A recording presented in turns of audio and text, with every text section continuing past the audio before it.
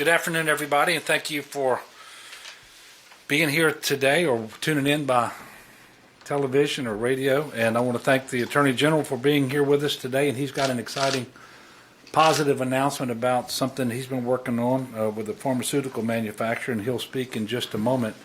And obviously we're joined again, as we always are, by Dr. Alex Bu, who can take questions and address things related to testing. The latest numbers that came out today at noon show an increase of 1,857 cases across Louisiana. We're just shy of 15,000 cases now at 14,867. And very sadly, there are an additional 35 reported deaths. That's a total of 512. And if we can go ahead and put up the first, those numbers are reflected there. I do want to say again that while we report every 24 hours, it doesn't mean that the number of people that I just reported as having died in the last 24 hours. There is some lag in reporting, and sometimes people die and a test is pending, and it's not until the test comes in positive that death is then reported to us as a COVID death. And sometimes I think people are tested completely after they have died. And so we are going to try to start reporting, at least internally, the number of people who actually expire over the previous 24 hours so that we can take a look at that. And the reason that's important is, as I mentioned last week several times, the real numbers that we're paying most attention to about COVID in Louisiana aren't so much the testing numbers, but the number of hospital admissions and deaths. Because we know there are a lot of asymptomatic people out there. We don't know exactly what that percentage is that have COVID, but they're not going to be tested. But we know from data gathered here in the United States and in other countries, the percentage of people who should be so sick that they have to present to a hospital, and the percentage of the total number of COVID positive individuals who will die. And so if you have those numbers, then you have a better idea of what you're doing. We have completed it, and I want to thank Dr. Alex Bu and all the people across Louisiana, hospitals, clinics, but certainly the Department of Health. We've completed now just shy of 70,000 tests, number 2 in the nation per capita. And while we wish we could have actually done more tests, and certainly we wish we could have done more earlier, the fact that we've been able to ramp up to that number of testing, I can tell you we have a visibility across the state of Louisiana that is pretty much unmatched across the United States. And as a result, as we get an idea of just how much COVID we actually have, the percentage of people being hospitalized and the percentage of people who are dying are getting much, much, much closer to the average, what you would typically see from other states and from around the world. Currently, there are 1,809 people who are hospitalized. 563 of them are on ventilators. And while all of the numbers that I just mentioned to you are still high, and they're higher than we would like, we are starting to see real signs that these mitigation measures that we put into place weeks ago are starting to bear real results. And we're hopeful that we're seeing the beginning of the flattening of the curve, and that these efforts are going to continue through additional compliance from people across the state. Now, we only have a few data points, and they don't quite constitute a trend yet, but we believe that we might be starting to see the beginning of flattening the curve. And that's what we believe, and so that's what I'm telling people. The fear is that I'm telling people that, and they're going to say, oh, the task at hand is accomplished. We can go back to doing whatever it is that we normally do and behaving as we normally would. That is exactly the wrong answer.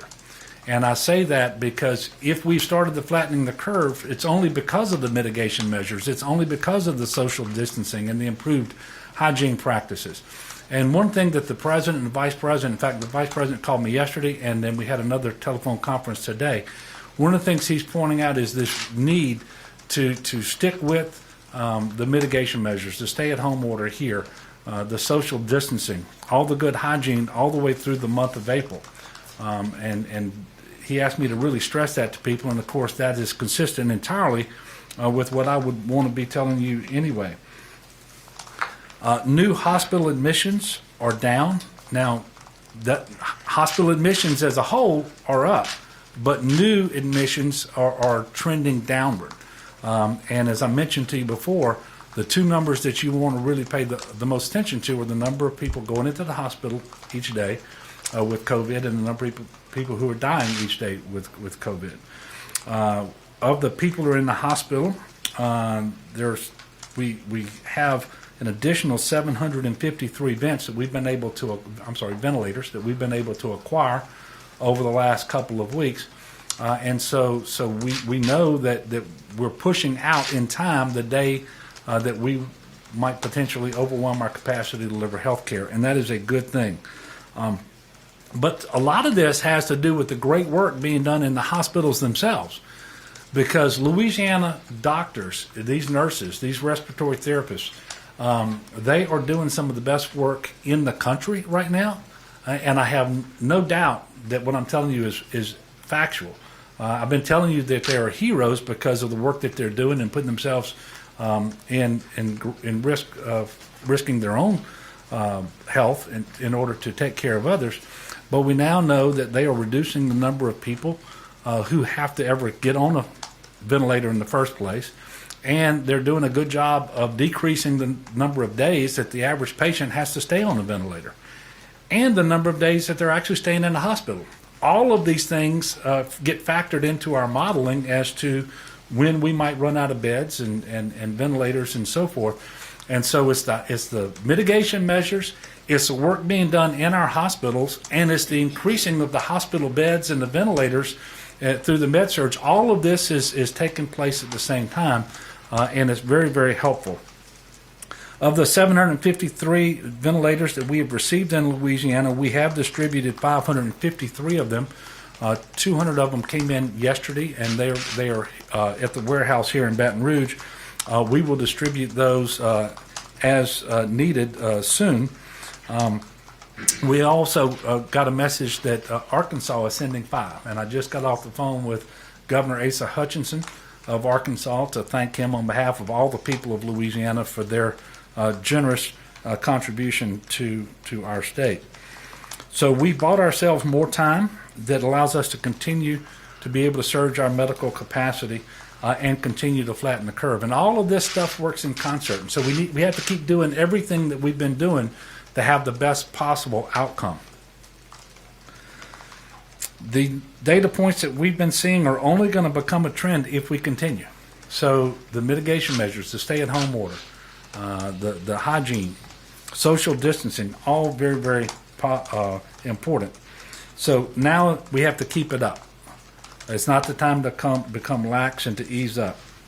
And the Surgeon General has warned not Louisiana so much, but the entire country, that this is going to be a really critical week. It's going to be a difficult week when we see cases and deaths and so forth. So we have to stay focused on this. As for the question of whether we have actually peaked, it's obviously too soon to know for sure. Even Dr. Deborah Birx this morning on the White House call noted that weekend data is sometimes not as clear as what you get during the week. And so all around the country, the number of cases that were reported yesterday and the number of deaths that were reported yesterday are abnormally low. And that was borne out by the fact that we reported more today than yesterday as well. So we don't quite yet have enough data, but it looks like things might be moving in a positive direction. So we should be looking at this data very carefully for the next several days to come. And if we go ahead and put the second graph up there, I want to show y'all why it's important that we practice social distancing and good hygiene, and why it is that we have the mitigation measures in place, the stay-at-home order, and we've closed businesses and so forth, all of which are very difficult things to do, and we know we're asking people to sacrifice. But this is data that comes from Johns Hopkins, and the calculations are done by Dr. Gary Wagner of University of Louisiana Lafayette.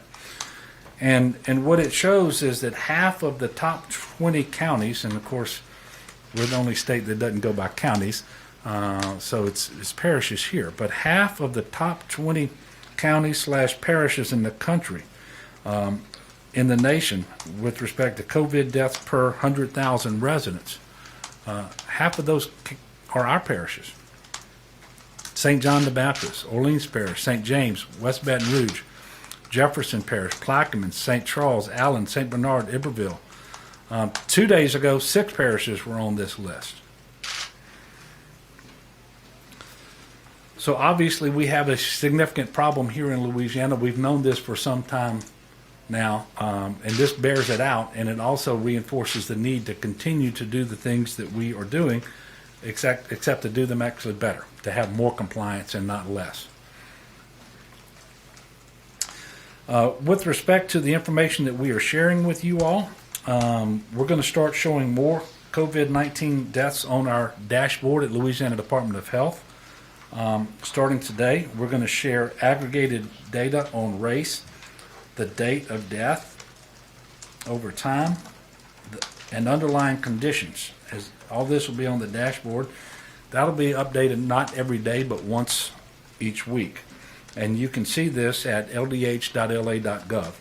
And this is continued proof of our efforts to be as transparent as we can be about what the situation here is in Louisiana on the ground.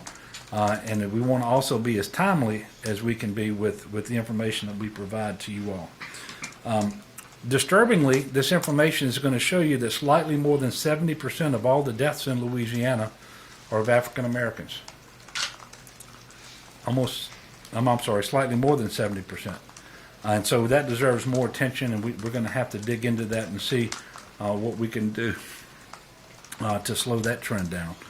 Hypertension is the leading underlying condition now for people who have died in Louisiana.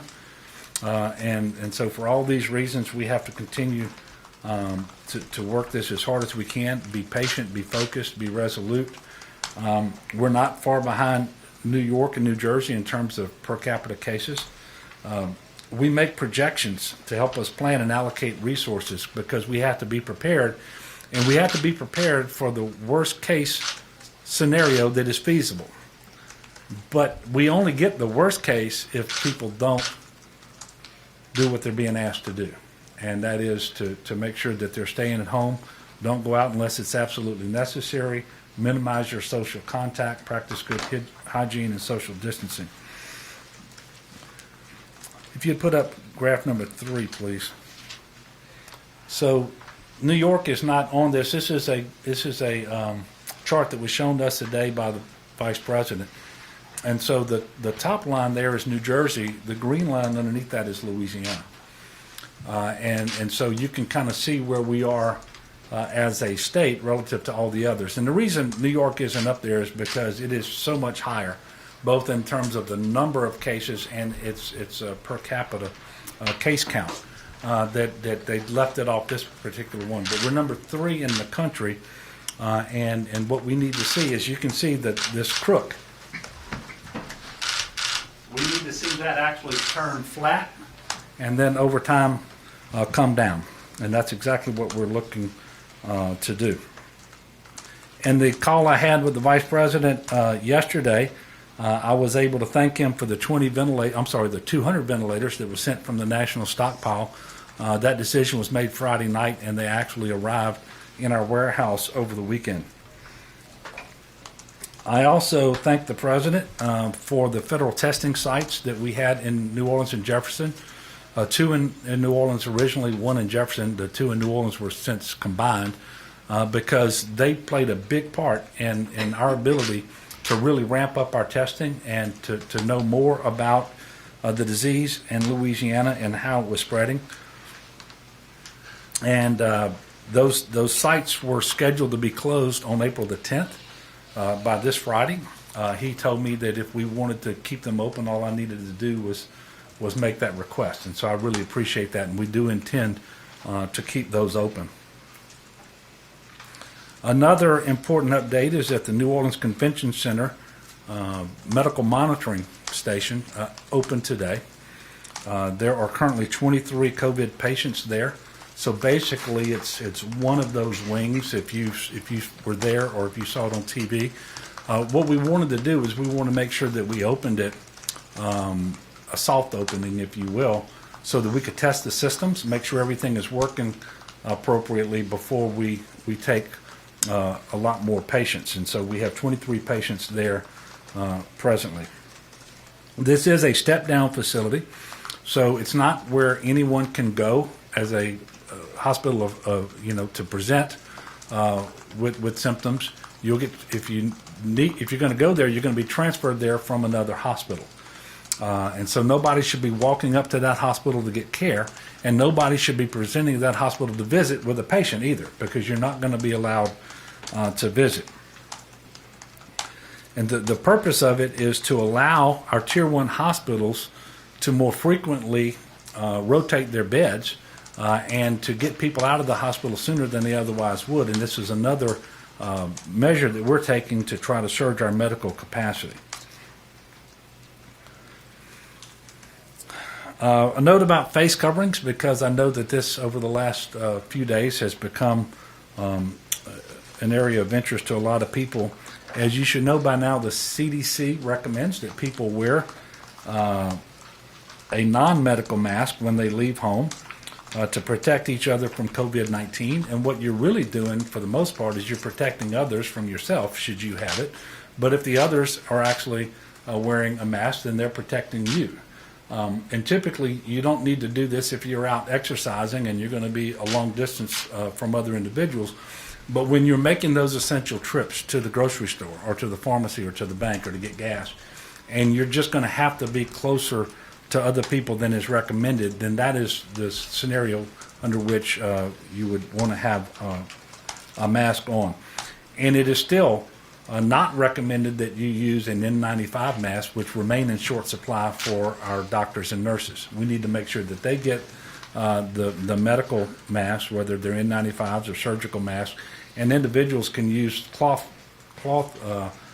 coverings that are relatively easy to manufacture at home. And I want to thank the Attorney General. He brought me a pretty one today that's got the Louisiana seal on it. So I really appreciate that. Now, obviously, I'm not currently wearing a mask because I'm here talking to you all. But if and when I need to go out in public, let's say I'm going to go and look at a facility that we're going to be standing up as a medical monitoring unit or something like that, you will see me in a mask. And I think Alex has decided similarly to wear masks in that situation. Now, please don't think that the mask means that you don't have to follow the social distancing guidelines or the hygiene, because you do. This is just one additional measure that you should be taking. Over the weekend, we began sending mass texts with all of these updates. If you didn't receive the updates and you want to, you can sign up by texting LA COVID to 67283. LA COVID to 67283. Obviously, this part of the year is going to look different than it has in the past. We're in Holy Week. We're going to have Easter Sunday, and I think this is when typically there's the most demand for crawfish, and you're having the crawfish balls and block parties and all those sorts of things. And I understand that this is not just different; it's upsetting to a lot of people. I appreciate that. This is different for me and my family as well.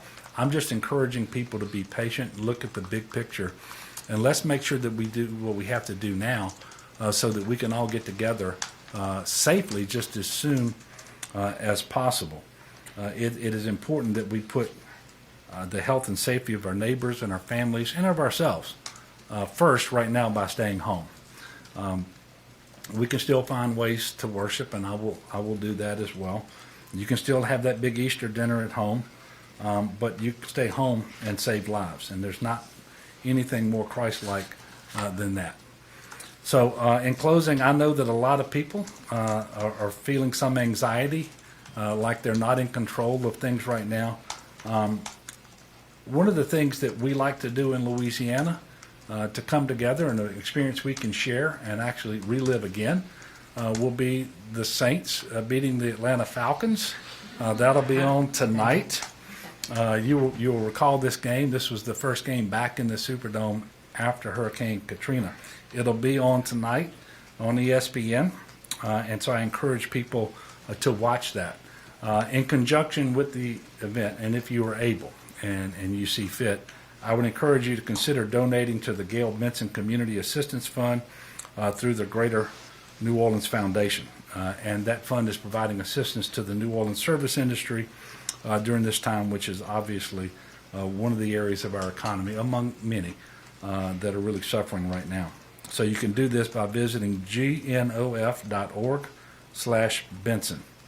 So join me. I'll be home watching the game tonight, and I'd ask you all to join me. Now I'm going to ask the Attorney General to come up and share some news with you all, at the conclusion of which what I'd ask you to do, if you have questions about the initiative that he's going to talk about, go ahead and address those to the Attorney General, and then following that, then I'll take your questions, and Alex is here to take your testing questions as well. Thank you, Governor. Glad to know my dad has something to do tonight. I know he'll be watching the Saints. Again, I want to thank the Governor for giving me an opportunity to come here and for working with me on what we're about to announce. The people of Louisiana should know that all of their elected officials are working on their behalf, and all are working to keep them safe.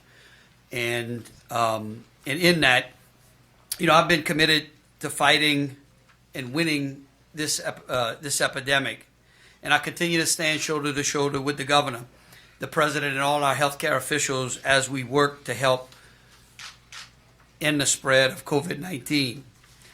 I also want to thank, as the Governor did earlier too, our healthcare providers, our doctors, our nurses, and everyone who is supporting them as well, because working together is the best way to beat this. In order to combat this invisible enemy that has taken the lives of some of our citizens, halted our economies, and turned our livelihoods upside down, we must be willing to use all available tools at our disposal. To that end, a week ago, I had announced a donation of 400,000 hydroxychloroquine tablets given to the state of Louisiana by Amneal Pharmaceuticals. This medication is being used by doctors in Louisiana right now to try and help treat COVID-19 patients. I can report to you today that this medication, through the hard work of pharmaceutical distributor Morrison-Dixon of Shreveport, has already delivered to nearly 100 Tier 1 locations around Louisiana.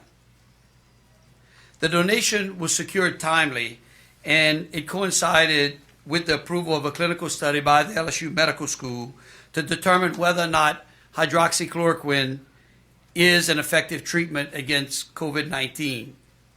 Their clinical actually includes two parts. Part one was the treatment of patients infected by the virus, and part two is to determine whether or not there existed a prophylactic treatment to inoculate our first-line medical providers.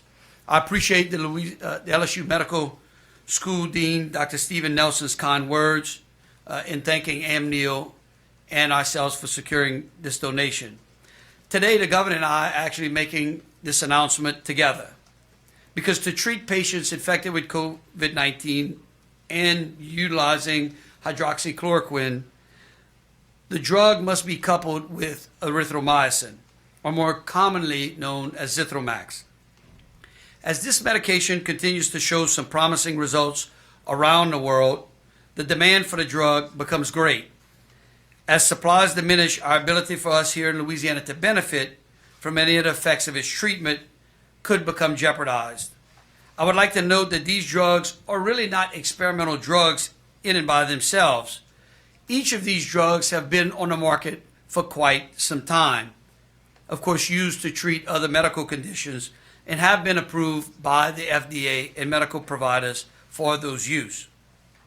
Last week, my Chief Deputy Bill Stiles and I contacted Teva Pharmaceuticals, a manufacturer of both hydroxychloroquine and Zithromax in its generic form, to discuss the ability of the state to access these drugs for our infection, as our infection rate rose. Because Teva is a named plaintiff in our ongoing opioid litigation, I not only sought out the consent and counsel of the governor, I asked for his further assistance in helping to secure what we're about to announce. So I want to thank him for his help.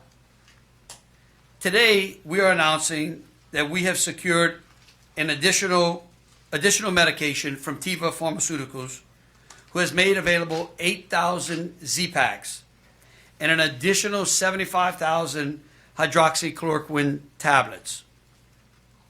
I want to caution everyone that it is important to remember that these drugs don't represent a silver bullet or a magic wand. However, many medical doctors have chosen to prescribe these drugs to relieve symptoms of the virus in some patients, in some cases allowing the recovery of these patients without the use of a ventilator or hospitalization. That is important. Why? Because any positive results in a patient by these drugs, whether incremental or significant, could potentially allow our ventilator needs to decrease, or the capacity of ventilators that we have to be more readily available. Again, while these drugs are in an experimental phase, it is our hope that the access to these drugs now will allow both LSU's clinical study to continue and patients in Louisiana to have some hope of relief as their local doctors choose whether or not to utilize these prescriptions. Additionally, I'd like to make another announcement or note today. Some people had contacted us to look at the Governor Andrew Cuomo's executive order where he granted immunity for doctors and healthcare workers dealing with COVID-19. For those in the healthcare field, I would like you to know quickly about our existing law. This is something the governor and I discussed this morning as well, and we both, as lawyers, not doctors, agree with.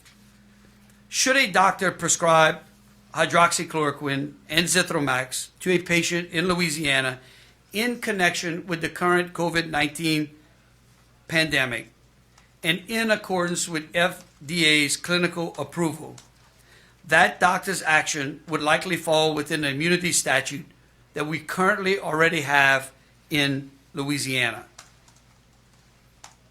Of course, I would note that the facts and circumstances surrounding any incident will always determine whether an individual is entitled to immunity. But as a blanket order, the immunity statutes that we have here in Louisiana go even further than Governor Cuomo's executive order. I will continue to do everything that we can to assist our state's effort to fight this pandemic in Louisiana. I again want to thank the governor for helping us secure this medication, and because it is going to be one more step in helping to protect us here in Louisiana. Thank you.